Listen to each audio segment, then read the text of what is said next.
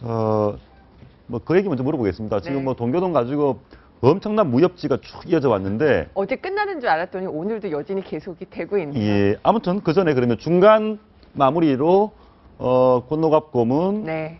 박지원 의원, 문재인 대표 이 세 분께서 어쨌든 단합을 한 거죠. 일단은 잘 수습을 들어가는 국면이다 이렇게 말씀을 드릴 수가 있겠고요. 권노갑 상임고문과 박지원 의원이 이번에는 이번 사건을 잘 해결하기 위해서 굉장히 단합된 모습을 보였다 이렇게 말씀을 드릴 수가 있겠습니다. 사실 지난 일요일에 원래 문재인 대표가 관악을 혹은 또 국회에서 원래 그 상임고문 간담회를 하려다가 결국 불발이 되는데 그때도 이제 권 고문은 박지원 의원을 먼저 문 대표에게 만나라 이렇게 해서 문 대표와 박지원 의원이 만났고 여러 가지 과정을 통해서 결국 동교동계도 이렇게 단결하는 결정을 냈거든요. 그런데 뭐 권노갑 고문도 뭐 부각이 되고 박지원 의원도 부각이 되는데 정치라는 게 그렇지 않습니까? 누가 더 많이 빛났나? 어떻습니까? 누가 더 공이 큽니까? 누가 더 공이 큰지는 잘 모르겠고 예. 호남 민심은 상처를 많이 받았을 것 같아요. 아니 호남 민심의 존재감이 과시가 됐는데 왜 상처를 받았습니까? 그렇지 않죠. 호남 민심이라는 것이 예를 들어서 권노갑 박지원 의원이 김대중 전 대통령처럼 호남 민심을 견인해서 하나의 목표로 가지고 갈 힘은 없지 않습니까? 결정적인 게 60대 40%의 지분 얘기인데 그러면 이게 호남 민심 장사하는 것밖에 더 되겠습니까? 그러니까 호남 민심 기저에는 엄청난 변화를 갖고 와야겠다는 에너지들이 분명히 있는 것이거든요. 그게 뭐 이정현 의원이 당선되기도 하고 이랬었는데 이번에 뭐 개파 문제에서 호남을 하나의 개파로 보고 80대 된 권노갑, 70대의 박지원 이 사람들이 친노하고 갈등하면서 결국 결과적으로 과거 관행이었던 주류 대 비주류 6대 4로 나누자라고 한다면 그 호남 민심을 업고 지분을 챙기겠다는 그 작은 현명한 딜을 왜 그게 무슨 시대 정신이 있습니까?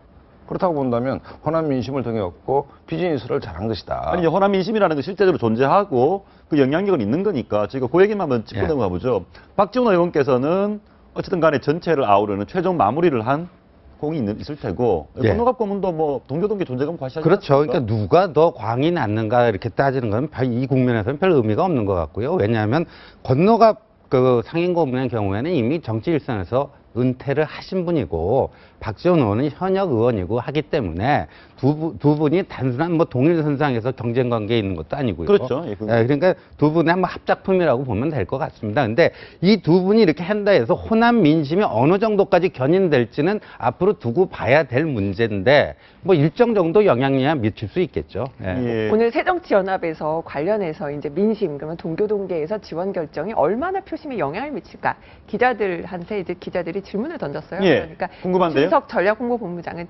어떤 좀 60대층 그 이상에서는 그런 어르신들 표심 잡는 데는 분명히 더 도움이 될 것이다 이렇게 분석을 내주셨습니다. 알겠습니다. 사실은 아까 이 정도에서 이 갈등이 봉합되는 게 아니고 뭔가 더 벌어졌다는 얘기는 권노갑 고문의 말씀하신 내용이 좀 오해를 불러일으킨 부분이 있습니다. 오해인지 사실인지 모르겠지만 한번 들어보시죠.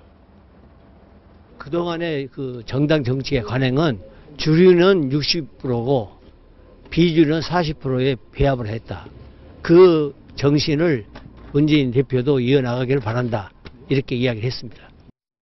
어디까지나 지지 세력의 뜻을 받들고 챙기라는 것이 아마 대통령의 유언이실 것입니다. 가신 그분의 뜻을 제대로 헤아리지 못한 채로 묘소 앞에서 분열의 결의를 한다는 것 왜곡된 것입니다. 또 그분의 뜻이 생전에도 사후에도 당신 가신의 지분을 챙기라 라는 데 있지 않았을 것입니다.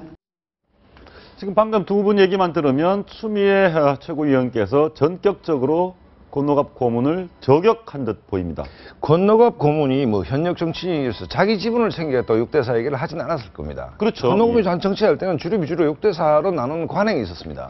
그런데 저게 얼마나 시대착오적인가 하면 지금 정계특위가 가동되고 있고 새누리당이 주도하고 있고 오픈 프라이머리 얘기가 되고 있습니다. 오픈 프라이머리를 하면 여야가 같은 날 투표해서 1등이 후보가 되는 겁니다. 시대가 그만큼 옮겨오고 있는 것인데 역설적으로 정계특위에서 새누리당이 주도권을 갖고 정치개혁 얘기를 많이 하고 있고 야당은 개파의 기억자도 없이 하겠다라고 문재인 대표가 했는데 지금 개파 문제가 터졌고 대언론인 권노갑 고문 6대 4 얘기를 했습니다. 이 얘기는 뭐냐면 6대4가 뭐 야박하게 건너갑 고문이 40% 지분을 가지고 박지원 의원과 나눠가지고 뭘 하겠다는 뜻은 아니고 예. 과거 야당이 이런 관행 속에 해왔다는 것인데 그것이 현 시점에서 볼 때는 정말 시대착오면서 여든이 넘으셨어요. 요즘의 트렌드를 잘 모르시나라고 한탄할 수밖에 없는 부분이죠. 추미애 의원이 그 부분을 건드린 것 같고 어찌됐든 지금 정당의 존재 이유는 후보를 공천하는 것이고 그 후보의 당선을 시켜서 최선을 다하는 것이 정당의 존재 이유 아닙니까? 예. 그런데 계속 아까 앵커께서는 동교동 개각엔 돋보였다. 돋보인 게 아니죠 사실은. 민심이 끊임없이 상처 입어가는 과정이죠. 예. 그다음에 심지어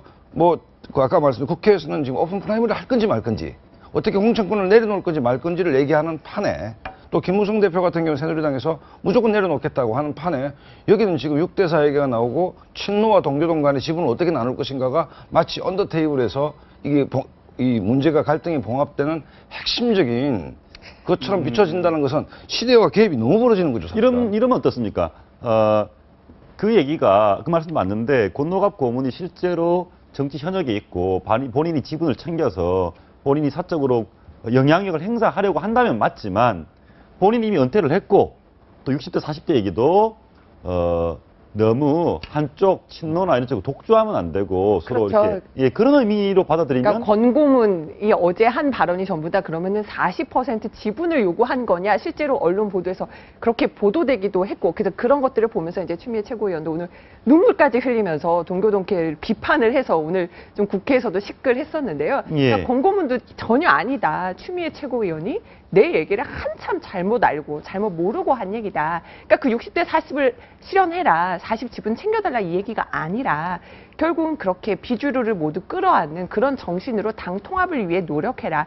그런 상징성에서 그 얘기를 한 것인데 이게 지금 오해된 소지가 있다. 이렇게 이제 설명을 하는 권노갑 거죠. 고문 개인의 사적인 욕심은 없는 것으로 보입니다. 얼마나 억울한지 이 얘기는 꼭 해야 되겠다. 네. 이렇게 해서 본인의 얘기를 들려드리겠습니다. 한번 들어보시죠. 추미애 의원에게 내가 전화를 해서 그 오해된 부분을 내가 이해를 시키려고 그래요. 추미애 의원이 한참 모르는 이야기를 했기 때문에 나도 추미애 의원을 내가 공천해 준 그런 모든 것을 내가 배려해서 추미애 의원이 잘 되기를 항상 바라는 사람인데 이런 몰라서 아는 이야기한 것을 내가 고쳐줘야죠. 그러니까 이제 추미애 의원이요. 어제 그래도 그냥 봉합이 좀 됐는데 제가 봤을 때는 이거 긁어부스럼 만든 네. 거 아닌가 이렇게 보여져요. 왜냐하면 권고문이 저렇게 이제 총선 지분을 얘기한 건지 당직 배분을 얘기한 건지 정확하지도 않아요. 아니야 일반적으로 너무 니네 혼자 어떤 특정 계파만 독식하지 말고 함께 우리도 잘 껴안고 비주류도 껴안고 가라라고 하는 그런 일반론적 차원에서 얘기한 건지 저는 맥락은 정확히 살펴봐야 되는데 만약에 이런 얘기가 나왔으면 권고문의 정확한 의중이 뭔지를 파악한 다음에 뭐 이렇게 비공식적으로 대응을 했어도 되는데 어제 그래도 뭐 이제 박지원 권노갑 뭐 해가지고 봉합이 됐는데 추미애 최고위원이요 또 관악을 그 새정치민주연합 지도부 내에서 관악을 선거 책임자란 말입니다. 책임자가 왜 이렇게 긁어부스럼을 만들어요? 그리고 그 김대중 대통령 전 대통령 묘소 앞에서 분열을 결의한다는 것은 그 고인의 뜻을 왜곡하는 거다 그랬는데요. 사실 이거 지난주 화요 참배 모임을 얘기하는 것 같아요. 동교동교 50명이가 가갖고 권고문이 도와주는 거에 대해서 반대한다. 근데 권고문이 여기서 결의를 한 게 아니잖아요. 이게 그 모든 사람들 50명이 권고문이 도와주면 안 된다고 손 드니까 권고문 얼굴이 시뻘게 됐다는 거 아니에요. 당혹스러워가지고. 그런데 이거를 권고문 비판하는 걸로 여기를 갖다 넣으면은 권고문으로서는 상당히 권고문께서 연세가 얼마쯤 되시죠? 지금 여든이 넘으셨고요. 네. 그다음에 권고문이 특별히 또 추미애 최고위원한테 섭섭한 이유가 있거든요. 바로 이제 물어보시려고 하셨던 질문이었어요. 공천 무슨 얘기를 하길래? 일단은 1996년이죠. 이제 15대 국회의원으로 이제 추미애 의원이 이제 처음으로 발을 디뎠는데 그때 공천을 주도한 사람이 바로 권노갑 상임고문이었거든요. 그러니까 DJ 퀴즈로, 그러니까 호남의 며느리로 또 그 여성 어떤 법조인으로 그 각광받으면서 이제 영입이 된 케이스입니다. 심지어 이제 그 순명이라는 권노갑 상임고문 동아일보에도 연재했었던 그 책을 보면은요, 당시에 15대 국회 때 당시에 그 서울 그 광진을은 심재건 의원이 그때 준비를 하고 있었어요. 그런데 심재건 의원은 물러나라고 하고 추미애 의원을 공천을 주기 위해서 광진을 자리까지 내줬다는 거거든요. 그만큼 발탁해서 키우려고 추미애 최고위원을 공천을 하고 정말 호남의 며느리고 정말 우리의 정통이다. 이렇게 예뻐했었던 의원이기 때문에 이렇게 공천도 주고. 그렇죠. 예. 또 이제 추미애 최고위원의 경우는 2003년에 이제 열린우리당 분당 사태 때도 민주당에 잔류하면서 그래서 정말 우리 남은 정통이다 이렇게 불리기도 했었고요. 예. 그런 여러 가지 사연들이 있는데 권고문 입장에서는 이제 내가 이렇게 그 추미애 최고위원 잘 크라고 늘 뒷바라지하고 잘 되기를 마음을 빌었는데 내 마음도 모르고 이렇게 비판하다니 하고 좀 서운했을 수 추미애 있을 의원이 것 또 같아요. 뭐 오늘 보니까 울었습니다. 네, 말하면서 왜 울었어요. 울어요? 예. 네. 아니, 김대중 대통령을 그럴 수 있을 것 같아요. 본인이 정말 존경하는 이미 서가신 대통령의 유지에 어긋나게 뭔가 벌어지고 있다라고 본인이 생각을 한다면 네. 그 DJ 대통령과 추미애 최고위원도 관련이 인연이 좀 있나 보죠? 많이? 아니 그러니까 DJ 대통령이 15대 발탁을 DJ 대통령 때문에 정기에 추미애 의원이 입문을 했기 때문에 권오갑고문도 도와주고. 네, 그렇죠. 그런데 이제 이 얘기를 아까 15대라 말씀하셨는데 내년 4월 총선이 20대입니다. 그러면 20년이 지난 20년 전 얘기에 내가 예를 들어서 신조 박사님으로부터 한 20년 전에 신세를 입었는데 20년 후에 그 얘기를 한다는 얘기는 좀 민망한 얘기죠. 그러니까 제가 좀 안타깝게 생각하는 것은 뭐냐면 뭐 개파가 있을 수 있는 것이고 또 개파끼리 뭐 어떤 갈등이 있을 수 있는 것이죠. 근데 희한하게 야권은 지난번 대선 때도 뭐 안철수와의 단일화 때문에 끝까지 뭐 하더니만 이번 보궐선거 4석밖에 안 되는데 계속 친노와 동교동이 돕나 안 돕나.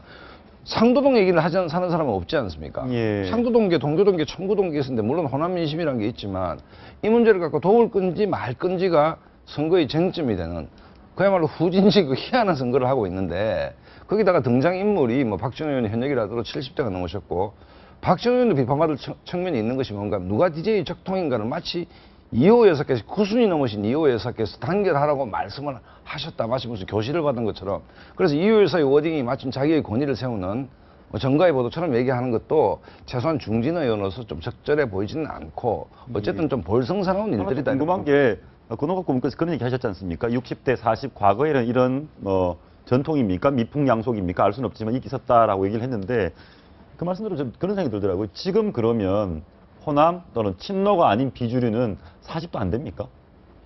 뭐 40도 안 된다고 생각을 하고 있는 거죠. 예, 그러니까 대접을 제대로 못 받는다고 생각하는데 차제의 새정치민주연합, 특히 문재인 대표가요, 이런 거 간단하게 정리할 수 있습니다. 내년 총선은 지금 새누리당에서도 완전 국민 경선, 오픈 프라이머리를 하자, 공천권을 보수가 좌지우지해서 밀실에서 내 이쁜 놈 주고 나한테 미움털 박힌 놈 잘라내는 그런 식의 보복 공천, 학살 공천 또는 낙하산 공천 없애고 제대로 좀 국민들에게 주권을 돌려주는 우리 헌법 1조가 모든 권력은 국민으로부터 나온다 아닙니까? 예. 그 헌법 1조 정신을 구현하는 건데 이 점에 있어서 지금 오히려 민주화 세력이라고 하는 새정치 민주연합이 훨씬 새누리당에 비해서 소극적입니다. 그러니까 문재인 대표가 내년 총선은 새누리당과 협의해서 오픈 프라이머리로 가겠다 그러면 이런 불필요한 논란 딱 잠재울 수 있어요. 신 의원이 핵심을 얘기하신 게 예. 왜 이제 이게 과거 6대4가 잘못됐다는 게 아니고 시대가 바뀌었는데 지금 뭐 김문수 뭐 정치개혁 안도 나오고 여러 개혁안이 나와 있지 않습니까? 예. 핵심이 개파의 기억자도 없애는 간단한 방법이 있습니다. 여야 동시에 오픈 프라이머리를 하면 자, 오픈 프라이머리는 아래로부터의 공천. 그렇죠. 국민들이 투표해서 국민들이 후보를 투표해서 정하고 후보를 싶어요. 결정하기로 내가 하고, 예. 아무리 개보보수의 사랑을 받는다 하더라도 국민들로부터 심지어 후보의 사랑을 못 받으면 내가 후보가 될 수가 없는 거 아닙니까? 그렇기 때문에 개보정치 정찬을 6대4로 얘기할 것이 아니고 지금 새누리당에서 공세적으로 얘기하고 있는 오픈 프라이머리를 전격 수용하면 개보정치가 없어지는 것인데 아이러니하게 김무성 대표를 두둔한다는 게 아니고 일관되게 김무성 대표 측근 쪽에서는 뭐 개파 공천을 좀 하자. 대권 후보 나가야 되는데 본인이 안 하겠다. 그러면 여야가 전격적으로 오픈 프라이머리를 합의해버리면 이런 논란이 없어지죠. 그렇죠. 동교동 얘기 지금은 문재인 대표, 권오갑고문, 박지원 의원 얘기를 좀 마무리를 좀 해보겠습니다. 저희가 보기에는 썩 마무리가 된 것 같지는 않습니다. 여전히 남아 있는데요. 이은평 의원 얘기가 있습니다. 동교동의 특무상사가 뭔지는 좀 따라보고요. 말씀 한번 들어보시겠습니다. 이건 문제가 심각하다. 이런 말을 듣고 어떻게 공고문이 추미애 의원이 책임지고 있는 관악구 현장에 갈 수 있겠느냐. 이렇게 우리들은 지금 생각하고 있습니다. 이 특무상사. 특무상사가 뭡니까? 그 군대 가면 원사라고 계시죠. 원사 있죠. 예. 소령 중령 대령만 있는 게 아니고 이제 하사, 중사, 상사, 원사가 있으니까 굉장히 오래된 실무자로서 굉장히 야당에 마당발이며 속속들이 아는 그리고 3, 4선 의원도 무시 못하는 분이 이은평 의원. 이은평 의원 전 의원께서 지금 추미애 의원의 발언에 대해서 굉장히 분노를 하고 계신데 윤평 의원은 동교동계에서 어떤 위치에 계신 분이시죠? 지난번에 그 거수 투표를 주도하신 분도 이윤평 전 의원이었고요. 아, 그 화요 네. 참배에서 예, 화요 참배에 있어서도요. 보통은 그러니까 매주 오시는 분이 다는 아니거든요. 근데 이윤평 전 의원은 거의 한 번도 빠지지 않고 오시면서 아주 적극적으로 참배에도 참여를 하시고 정말 마당발이고 특히나 이제 이윤평 전 의원의 과거 지역구도 관악이었기 때문에 예. 또 여러 가지로 좀 의미가 그럼 있을 특무상사가 여전히 저렇게 강한 반발을 한다면 추미애 의원, 권오갑 고문은 연배도 차이가 많이 나지만 여전히 갈등이 소지가 있는 거 아닙니까? 그러니까요. 그러니까 추미애 의원이 좀 긁어부스럼 만든 것 같아요. 그래서 좀 유감 표시하고 이런 것. 근데 뭐 이렇게 되면요. 진짜 새누리당 막 좋아할 것 같아요. 엄청 또 이렇게 오늘 추미애 의원하고 또 권오갑 고문하고 치고받고 싸우고 그러면요. 그냥 뭐 웃는 거는 새누리당이죠. 예. 예, 그 관련해서 새누리당 얘기만 좀 짧게 해보고 마무리하려고 하는데요. 오늘 이정현 의원이 그런 얘기 했더라고요. 뭐 이렇게 천정배, 정동영 탈당하는 것은 당을 탈당하고 배신하는 것은 국민도 배신할 수 있다. 이런 얘기를 했더라고요. 네. 제가 그게 궁금했거든요. 아니, 야당이 저렇게 싸우고 분열되면 여당 입장에서는 땡큐 해야 되는 거 아닌가요? 아, 속으로는 땡큐 하고 있지만 명분론적으로 뭐 그렇게 할 수는 없는 거죠. 속으로는 즐기는 거죠. 그러니까 속으로 즐기는 건 실리, 그 야권 분열로 인한 그 실리를 여권은 여당은 이제 취하려고 그러는데 그렇다고 해서 그 나간 거를 잘했다, 뭐 환영한다 이렇게 얘기할 수는 없잖아요. 그리고 또 천정배 의원은 계속 지금 천정배 전 의원의 경우는 광주 여론조사에서 1위를 달리고 있기 때문에 예. 이정현 의원의 경우는 열심히 광주의 정승 후보를 돕고 있기 때문에 천정배 전 의원 무소속 후보도 견제를 같이 해야 되기 때문에. 예, 박수님이 그 말씀해 주셨겠는데요. 정말 겉으로는 그렇게 얘기하고 속으로는 야권 분열 즐기고 있습니까? 화장실에서 웃고 있죠. 화장실에서 네. 정말입니까? 왜냐하면 우리가 바둑 한 판 두더라도 프로기사들이 내가 잘 둬서 이기기보다는 상대 실수에서 이길 가능성이 훨씬 높은데 최근 1년의 선거는 새누리당이 뭘 잘했다기보다는 야권의 실수에 의해서 계속 이겨가는 추세 아닙니까? 예. 이번에도 또 지금 실수를 야권이 반복하고 있는데 내년 총선이 야권 입장에서는 지지자들은 걱정이 많을 것 같아요. 그러니까 한국 정치가 기본적으로 누가 더 잘하나 경쟁이 아니고 누가 덜 못하나 게임이기 때문에 이렇게 되는 거죠.